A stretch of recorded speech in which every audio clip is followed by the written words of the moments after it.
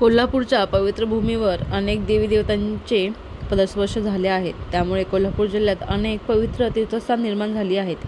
त्यापैकी एक म्हणजे कोल्हापुरातील शिरोळ तालुक्यात असलेले श्री क्षेत्र नृसिंहवाडी होय.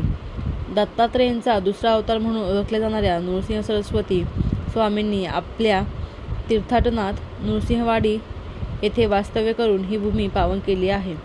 या नृसिंहवाडीला दत्त महात्म्यांचे अधिष्ठान लाभले आहे. त्यामुळे आजही ही वाडी दत्त महाराजांची राजधानी म्हणून ओळखली जाते. नरसोबाच्या वाडीतील घुमट असलेले मंदिर बादशाह आदिलशहाने बांधलेले आहे असे सांगितले जाते. याबद्दल नृसिंहवाडीतील जाणकार नागरिकांकडून सांगण्यात येते की या नरसोबाच्या मंदिराला कळस नाही. याचे एक खास कारण आहे. विजापूरचा राजा आदिलशहाच्या मुलगी अंध होती. त्या काळात श्री दत्त महाराजांची महती आदिलशहाच्या कानावर गेली. वाडीतील दत्तस्थान पवित्र आणि जागृत आहे असे मानले जाते. आदिलशहा मुस्लिम धर्माचा असून देखील आपल्या मुलीसाठी काहीही करायला तयार होता. आपल्या मुलीसाठी आदिलशहाने दर्शनासाठी या तीर्थक्षेत्री आला आणि त्याने दत्त महाराजांच्या त्याच्या मुलीची दृष्टी परत मागितली. त्या नदीकाठी असलेल्या वनात पूर्वी केवळ स्त्रीच्या पादुका होत्या. ज्यावेळी त्या पादुकांवर आदिलशहाच्या मुलीने मस्तक ठेवले तेव्हा तिची दृष्टी परत मिळाली. त्यामुळे खुश होऊन आदिलशहाने मंदिराचे बांधकाम मशिदीसारखे करून दिले. त्यामुळे या मंदिराला कळस नाही, तर तिथे गोल घुमट आहे. एवढेच नाही तर मंदिरासमोर असलेले औरवाड आणि गौरवाड ही गावेही त्यांनी दत्त मंदिरासाठी दिली. आजही ही गावे मंदिरासाठी राखीव असून तिथे मंदिराची अधिकृत जमीन आहे. नरसोबाच्या वाडीला नृसिंह सरस्वतींच्या पादुका आहेत, तर मंदिरात असते तशी दत्त महाराजांची मूर्ती या मंदिरात नाही.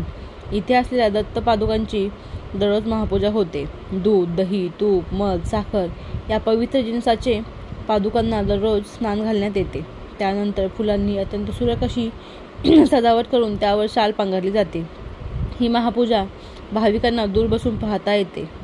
दत्तप्रभूंचे दुसरे अवतार म्हणून ज्यांना ओळखले जाते अशा नृसिंह सरस्वतींच्या नावाने ओळखल्या जाणाऱ्या क्षेत्राला दत्तभक्तांमध्ये दत्तप्रभूची राजधानी म्हणून स्थान आहे. या मंदिरात पहाटे 3 पासून ते रात्री 10 वाजेपर्यंत दत्तभक्तीचा जागर सुरू असतो.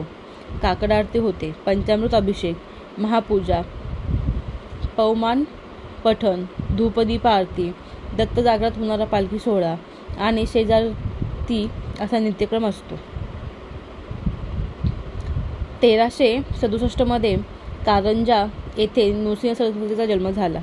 1388 मध्ये त्यांनी संन्यास दीक्षा घेतल्यानंतर ते तीर्थाटनास निघाले. त्या दरम्यान 1421 साली त्यांचा मुक्काम औदुंबरी क्षेत्री होता. तर 1422 मध्ये कृष्णा पंचगंगा संगम नजीकच्या नृसिंहवाडी गावात होते. नृसिंह सरस्वतींनी येथे तब्बल 12 वर्ष तपश्चर्या केली. या पवित्र संगमस्थळी तपसाधना केल्यानंतर 1434 मध्ये त्यांनी येथे औदुंबर वृक्षातळी मनोहर पादुका आणि अन्नपूर्णा जान्हवीची स्थापना केली आणि आपण येथे वास करू अशी ग्वाही भक्तजनांना दिली व गाणगापुरी प्रस्थान केले. नृसिंह सरस्वतींच्या पावन वास्तव्यामुळे या क्षेत्राला नृसिंहवाटिका म्हणून ओळखले जाऊ लागले. हीच आजची नृसिंहवाडी अथवा नरसोबाची वाडी होय.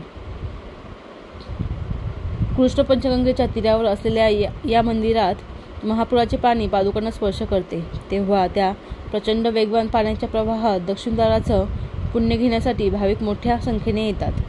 मंदिरात पाणी शिरले तरी पुराच्या पाण्यातून जात सारे नित्य सोपस्कार पार पाडले जातात.